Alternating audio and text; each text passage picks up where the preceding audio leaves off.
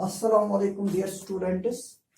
So today we shall study about the unit first for class 12th and it is none other than the solids. First unit. तो बेटा so far as solids are concerned, solid state जो unit first है इसका नाम है बेटा solid state और बेटा जो यहाँ पे टॉपिक है first topic that is solids.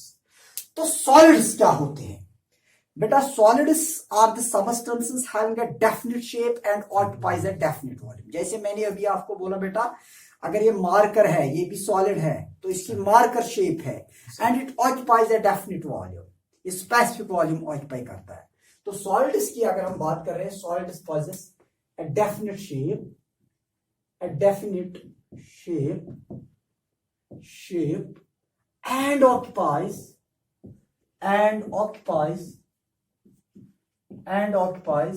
a definite volume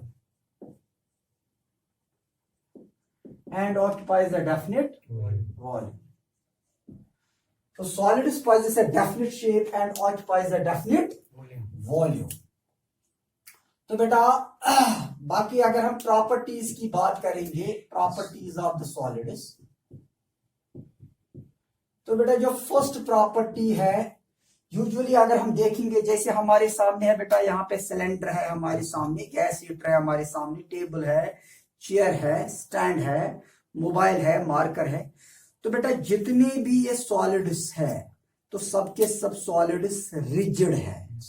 तो सबके सब सॉलिड्स, तो solids are rigid in nature, solids और रिजिड इन नेचर, ये क्या होते हैं?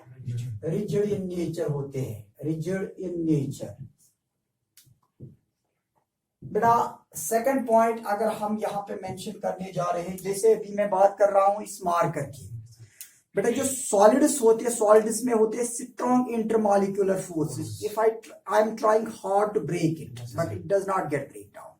तो इसका मतलब ये है कि आप इस सिलेंडर को लीजिएगा, आप इस टेबल को ले लीजिएगा या इस चेयर को ले लीजिएगा, तो बेटा जितने भी ये सॉलिड्स है अगर आप चाहेंगे इनको ब्रेक करना तो it is very difficult to break them. Why? Because in solids there are strong intermolecular forces.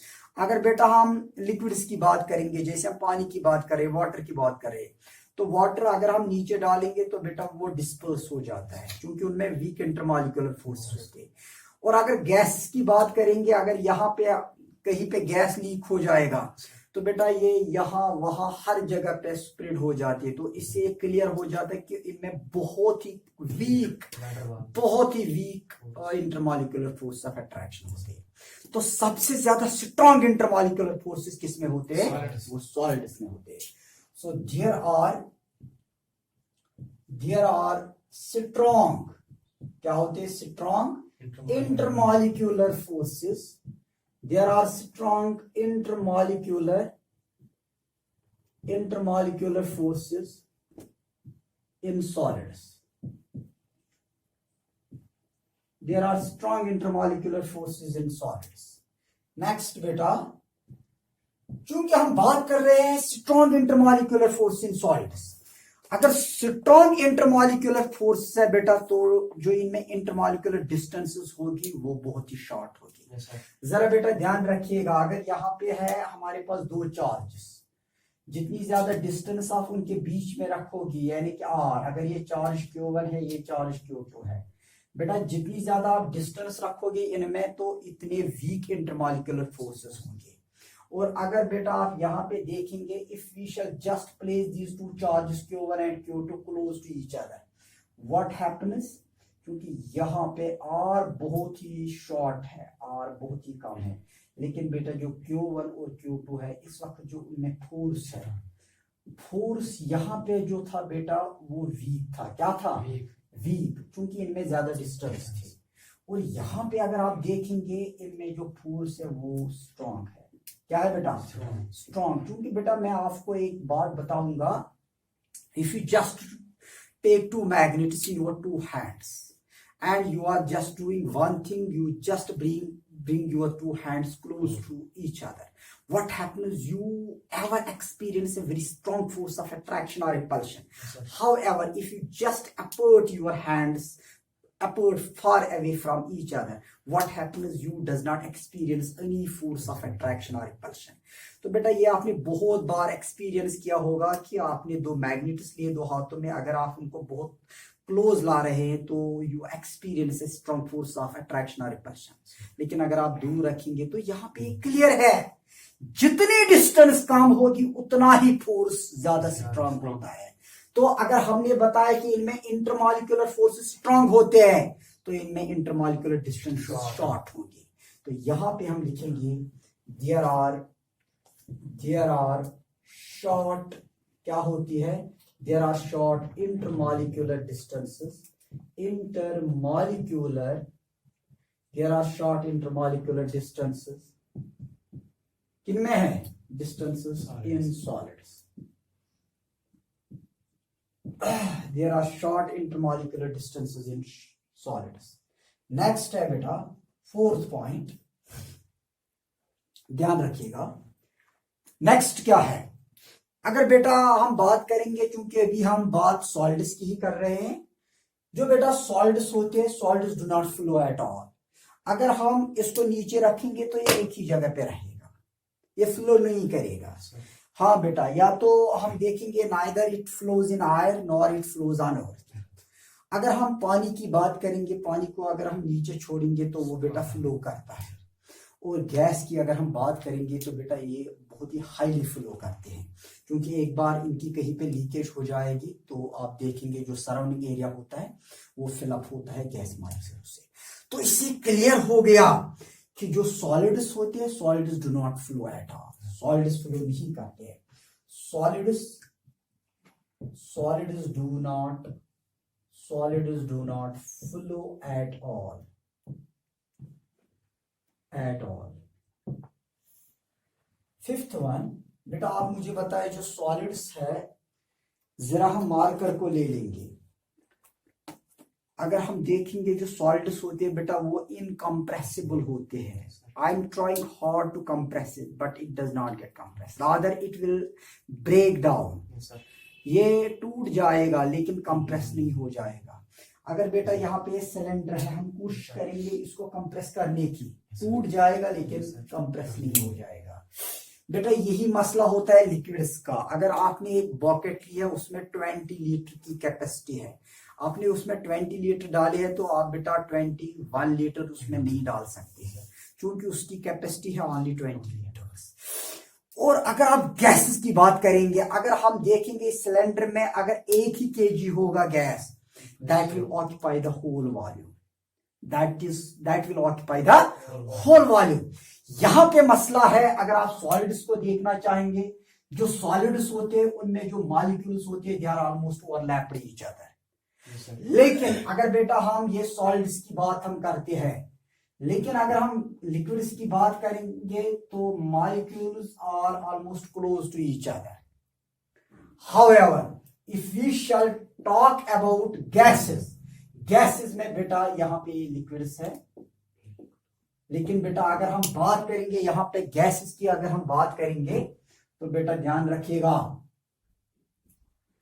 Gases की हम बात कर रहे हैं। गैसेस में, in gases there are 3 spaces, in gases there are 3 spaces, और in gases there are intermolecular spaces. That is why जो ये स्पेस है बेटा इनमें you can compress them, you can compress them. अगर आप उनको कंप्रेस कर सकते हो, so what will happen, they shall come close to each other.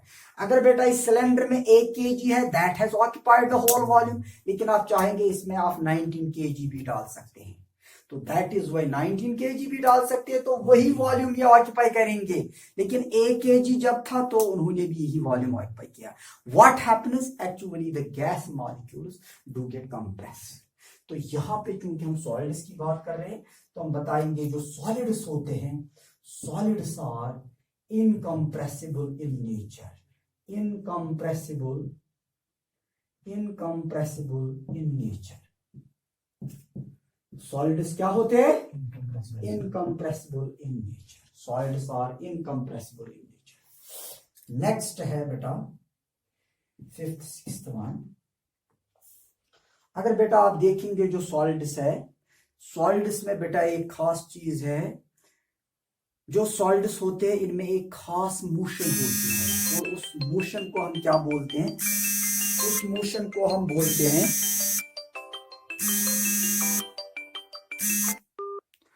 हाँ बेटा, उस मोशन को हम क्या बोलते हैं, सॉलिड्स की हम चूंकि बात कर रहे हैं बेटा, सॉलिड्स में एक मोशन होती है, उस मोशन को हम बोलते हैं वाइब्रेशनल मोशन और ऑसिलेटरी मोशन। और ऑसिलेटरी और वाइब्रेशनल मोशन यानी कि टू एंड फ्रो।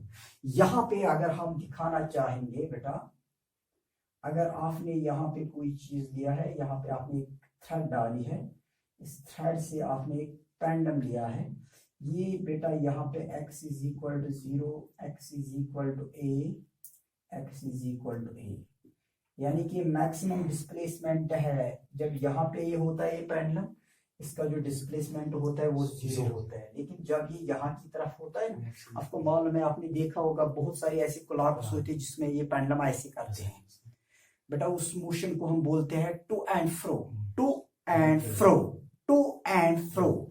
और बेटा ऐसी मोशन को हम बोलते हैं वाइब्रेशनल मोशन। और ये वाली मोशन होती है, it is only present in case of solids. Vibrational या oscillatory motion is always present in case of solids. बाकी आप देखेंगे लिक्विड्स में कोई वाइब्रेशनल मोशन नहीं होती है, गैसेस में कोई वाइब्रेशनल, उनमें आप देखेंगे और बाकी टाइप्स ऑफ मोशंस होते हैं, जैसे उनमें ट्रांसलेटरी मोशन होती है। बाकी यहाँ पे आप मेंशन करने जा रहे हैं in solids, in solids there is always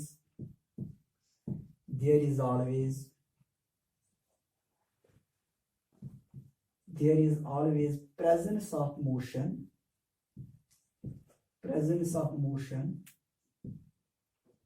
known as, बेटा इसको हम क्या बोलते हैं, known as vibrational motion।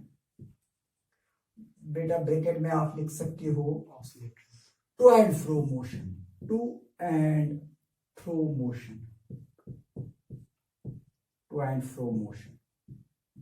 हाँ, दूसरा नाम है इसका oscillatory motion.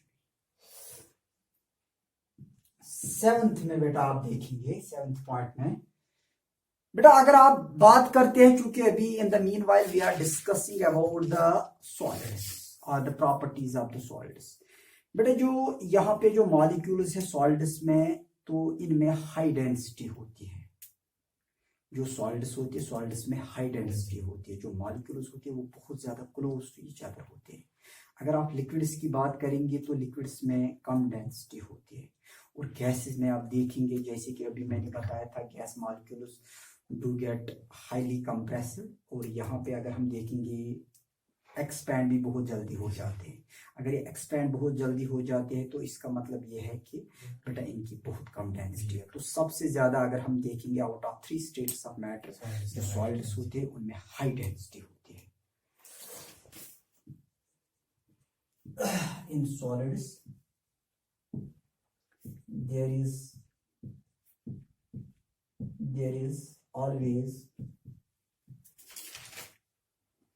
there is always high density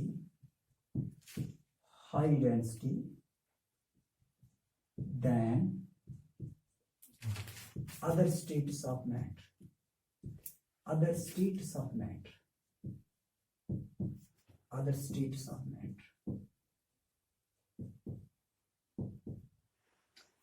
clear है बेटा यहाँ तक? Point number 8। इसको अगर हम बढ़ाना चाहेंगे तो बहुत सारे पॉइंट्स, 14-15 पॉइंट्स आ जाएंगे इसमें। बेटा आपको मालूम है जो सॉलिड्स होती है, solids are good conductors of electricity, लेकिन सब सॉलिड्स तो नहीं होते। जैसे सॉलिड्स में बेटा आगे आप पढ़ेंगे, solids can be classified into 2 types. बेटा एक अगर हम देखेंगे उनको हम बोलते हैं क्रिस्टलाइन सॉलिड्स, और दूसरे बेटा हम कैटेगरी को बोलते हैं एमॉर्फस सॉलिड्स। लेकिन जो ये क्रिस्टलाइन सॉलिड्स है, क्रिस्टलाइन सॉलिड्स अगर हम देखेंगे, these are the good conductors of electricity। For example इसमें कॉपर आता है, इसमें एल्युमिनियम आता है, इसमें सोडियम क्लोराइड आता है। वैसे सॉलिड स्टेट में sodium chloride that do not gate conduct electricity, however जब वो एक्वस या मॉल्टन स्टेट में होता है दैट कंडक्ट्स इलेक्ट्रिसिटी। लेकिन ऐसे बेटा बहुत सारे हम सॉलिड्स देखेंगे, क्रिस्टलाइन सॉलिड्स जो होते हैं, तो they do conduct the electricity, वो इलेक्ट्रिसिटी कंडक्ट करते हैं। लेकिन चूंकि अगर आप देखेंगे so far as periodic table is concerned, periodic table में बेटा 80% मेटल्स होते हैं। कितने होते हैं? मगर अगर आपसे कोई पूछेगा कि अगर हम बताएंगे टोटल एलिमेंट्स है 100 में बेटा 80 एलिमेंट्स आर मेटल्स, लेकिन चूंकि presently we are having as many as 118 elements are more than, तो बेटा 118 में अगर हम देखेंगे ऑलमोस्ट 87 मेटल्स आ जाते हैं, तो 80% इसमें मेटल्स होते हैं। और बेटा all metals are good conductors of heat and electricity. तो यहाँ पे अगर हम बताना चाहेंगे solids are good conductors of electricity, are good conductors, solids are good conductors of electricity. लेकिन बेटा एक काम करेंगे यहाँ पे आप, और गुड कंडक्टर्स ऑफ इलेक्ट्रिसिटी, यहाँ पे आप मेंशन करेंगे मेटल सॉलिड्स। तो बेटा कौन से सॉलिड्स है? मेटल सॉलिड्स है। Solids are good conductors of electricity, heat and electricity भी लिख सकते हैं, या electricity it is different. One more point, और यहीं पे हम इसको कंक्लूड करने जा रहे हैं। तो बेटा अगर हम देखना चाहेंगे जो सॉलिड्स होते हैं, solids upon heating do get converted in another state of matter and that is known as the liquid state। और बेटा उस टेम्परेचर को क्या बोलते हैं हम, जिस पे एक सॉलिड कन्वर्ट हो जाता है लिक्विड स्टेट में, तो बेटा उसको हम बोलते हैं melting point. The temperature at which a solid gets converted into liquid state is known as a melting point.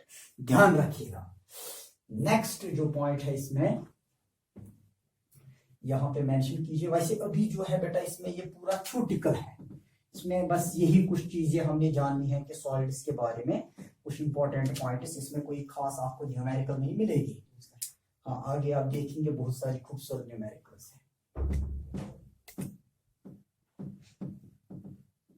तो बेटा एक काम हम करेंगे, यहाँ पे हम मेंशन करने जा रहे हैं, यहाँ पे जो सॉलिड्स होते हैं, 9th पॉइंट, अब इसी के साथ हम कंक्लूड करने जा रहे हैं सॉलिड्स को। तो बेटा जो सॉलिड्स होते हैं, solids do get converted into liquids upon a temperature known as melting point. यहाँ पे आप मेंशन करने जा रहे हैं सॉलिड्स डू गेट कन्वर्टेड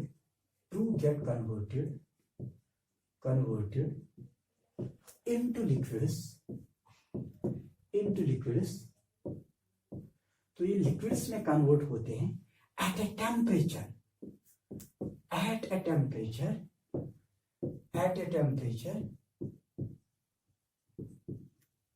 किस टेम्परेचर पे सॉलिड्स कन्वर्ट होते हैं लिक्विड्स में? सॉलिड्स डू गेट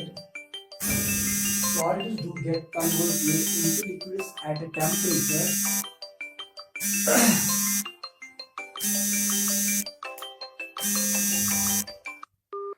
आज कर से आसा को भाई और वालेकुम सलाम बेटा, ठीक है अच्छा ठीक यस को वही से वैसे उतर ओसुक तो हट गॉड के लेक्चर्स में ना गॉडिंग दो उसका से ये थोड़ा करे इंट्रोडक्शन आपको तो ऐसे की को बंद। चलो अल्लाह ताला ने अगर बूझ तो वारकारी के जल्दी यार। हाँ बेटा अभी हम बात कर रहे थे सॉलिड्स की, solids do get converted into liquids at a temperature, solids do get converted into liquids. अस्सलाम वालेकुम, तो सब ठीक खैरियत छाज जैसानी अहन यम 12th बच्चे 5 फोन करन तो वैसे कम ही। हाँ तो बात हम कर रहे थे बेटा सॉलिड्स की। तो solids do get converted into liquids at a temperature known as, बेटा इस टेम्परेचर को हम क्या बोलते हैं? Known as melting point. तो बेटा इस टेम्परेचर को हम बोलते हैं melting point. So how can we define the melting point? Melting point is a temperature at which a solid do get converted into a liquid. Clear? हाँ बेटा, तो ये थोड़ा सा था अबाउट सॉलिड्स। तो सॉलिड्स के बारे में मैंने कुछ पॉइंट्स यहाँ पे मेंशन किए हुए हैं। तो सॉलिड्स में कुछ प्रॉपर्टीज होती है। Solids possess a definite shape and occupies a definite volume. In solids there are always presence of the strong intermolecular forces. तो बेटा नेक्स्ट पॉइंट जैसे हमने पढ़ा है, solids there is always presence of the short intermolecular distances. In solids do not flow at all. तो बेटा और क्या हमने पढ़ा है, सॉलिड्स में एक मोशन होती है और उस मोशन को हम क्या बोलते हैं, ऑसिलेटरी मोशन और वाइब्रेशनल मोशन। अब बेटा हम नेक्स्ट पॉइंट पे आ जाएंगे, that is the important point, that is classification of solids. ध्यान रखिएगा, इसको हम पॉइंट ऑफ डिफरेंस में लिखेंगे, ध्यान रखिएगा,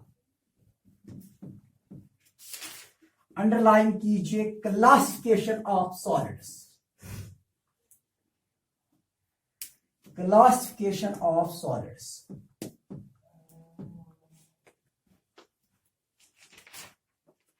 Classification of solids.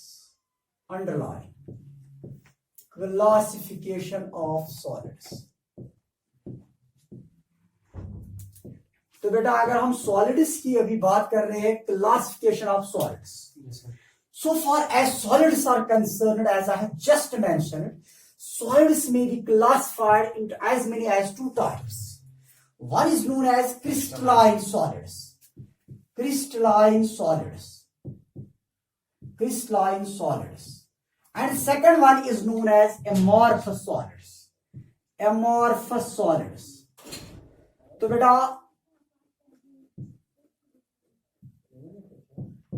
crystalline solids and amorphous solids.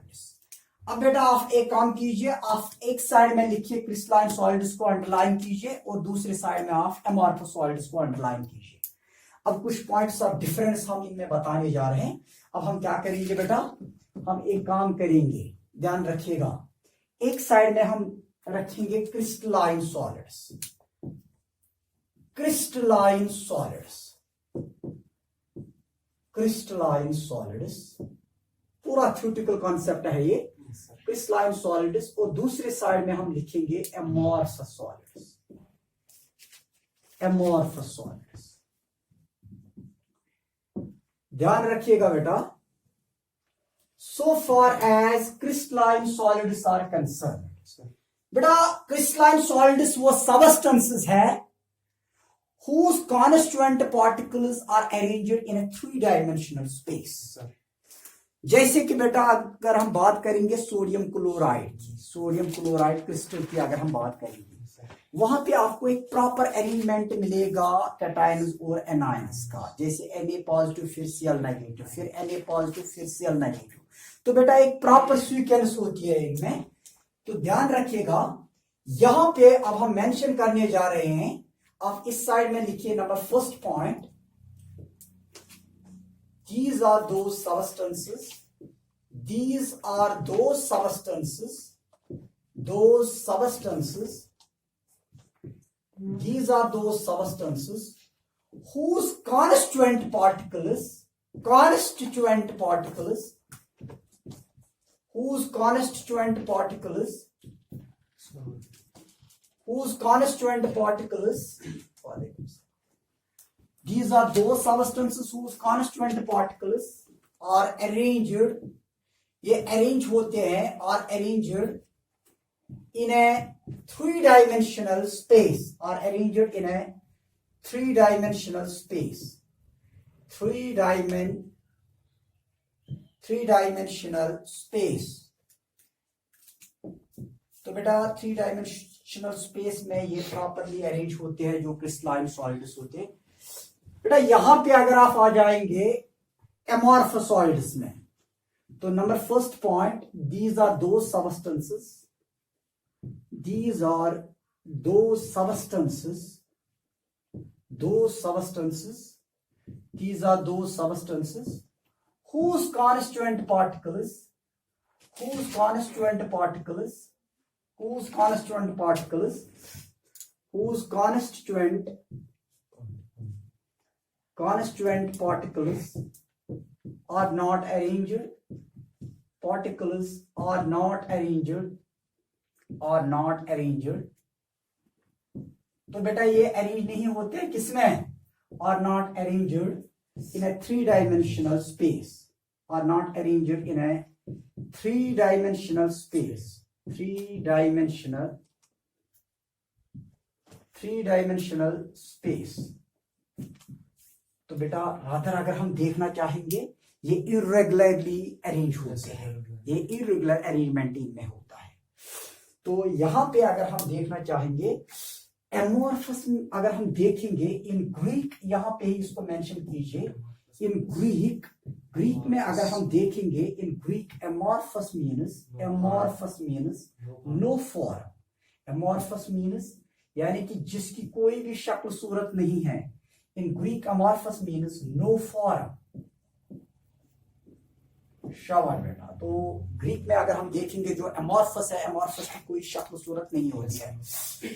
यानी कि अगर शक्ल सूरत का यहाँ पे क्या मसला है, शक्ल सूरत बेटा यहाँ पे चूंकि जो कॉन्स्टिट्यूएंट पार्टिकल्स होते हैं उनमें कोई प्रॉपर अरेंजमेंट नहीं होता है।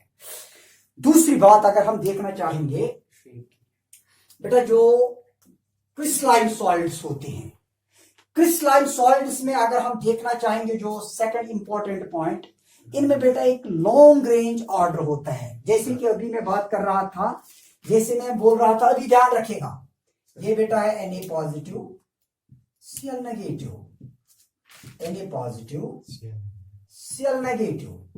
अब आगे देखिए Cl negative Na positive, Cl negative Na positive. ध्यान रखिएगा, आगे हम इसको ऐसे बढ़ाएंगे बेटा, इसको हम दिखाएंगे इन 3 डायमेंशन, यानी कि स्क्वायर शेप पर हम बनाएंगे इसको। तो यहां पे आपको मिलेगा फिर से Na positive Cl negative, Na positive Cl negative. अब बेटा यहां पे मैंने एक बात आपसे बोल दी है बेटा, इनमें होता है लॉन्ग रेंज ऑर्डर, यानी कि अगर Na पॉजिटिव है इसके बाद Cl नेगेटिव आएगा, फिर अगर Na पॉजिटिव है फिर से Cl नेगेटिव आएगा, फिर से Na पॉजिटिव फिर से Cl नेगेटिव। तो बेटा इनमें एक लॉन्ग रेंज ऑर्डर आ जाता है। लेकिन अगर हम बात करेंगे यहां पे, चूंकि जैसे हम गिलास की बात कर रहे हैं, रबर की बात कर रहे हैं, वुड की बात कर रहे हैं, पॉलीथीन की बात कर रहे हैं, तो बेटा इनमें शॉर्ट रेंज ऑर्डर होता है। इनमें क्या होता है, शॉर्ट रेंज ऑर्डर। तो यहां पे आप लिखेंगे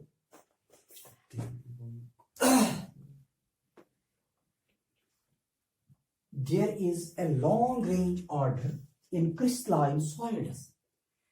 There is a long range order in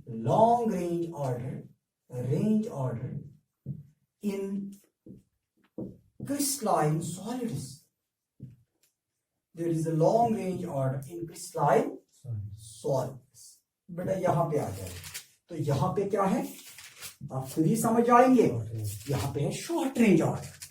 there is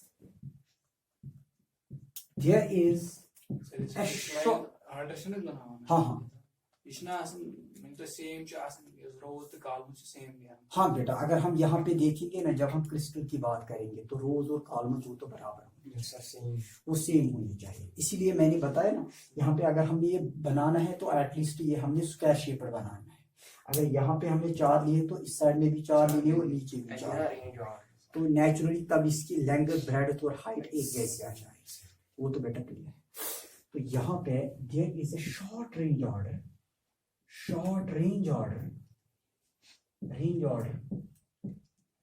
in किनमें बेटा, इन एमोर्फस सॉलिड्स।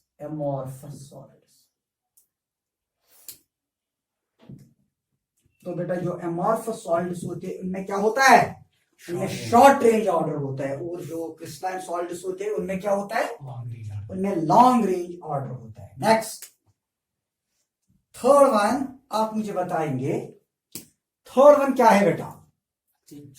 तो अगर हम देखेंगे बेटा इनमें प्रॉपर जियोमेट्री होती है, वो तो वैसे हमने यहाँ पे भी मेंशन किया था, इनमें एक प्रॉपर जियोमेट्री होती है। जैसे कि अगर हम देखेंगे जो लेंथ, ब्रेड्थ और हाइट वो एक जैसी हो, क्लियर। लेकिन बेटा अगर हम यहाँ पे देखेंगे, इनमें प्रॉपर जियोमेट्री नहीं होती है। इनमें क्या होती है, जैसे कि हमने बताया कि इरेगुलर जियोमेट्री होती है इनमें। तो यहाँ पे आप बताएंगे there is a proper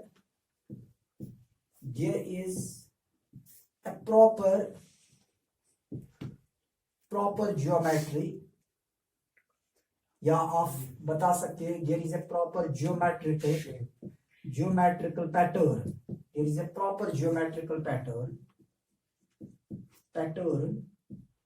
in solids. लेकिन बेटा यहां पे आ जाएगा थर्ड वन में, there is an irregular geometrical pattern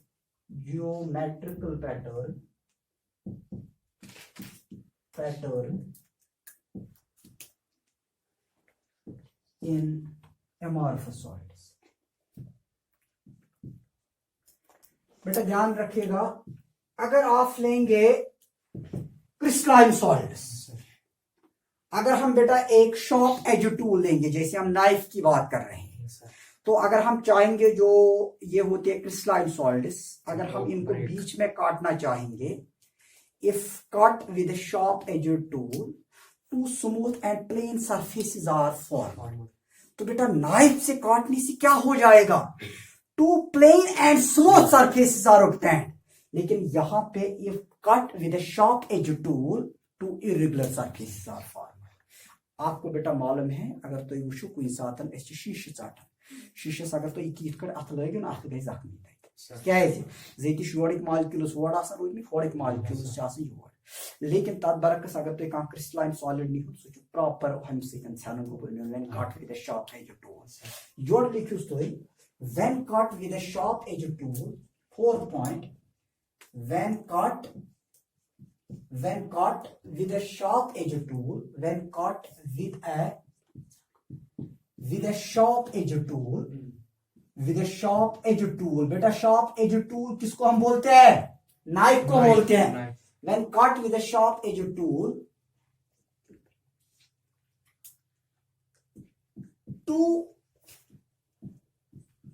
plain and smooth surfaces are formed. Two plain and smooth surfaces are formed. Two plain and smooth surfaces are formed.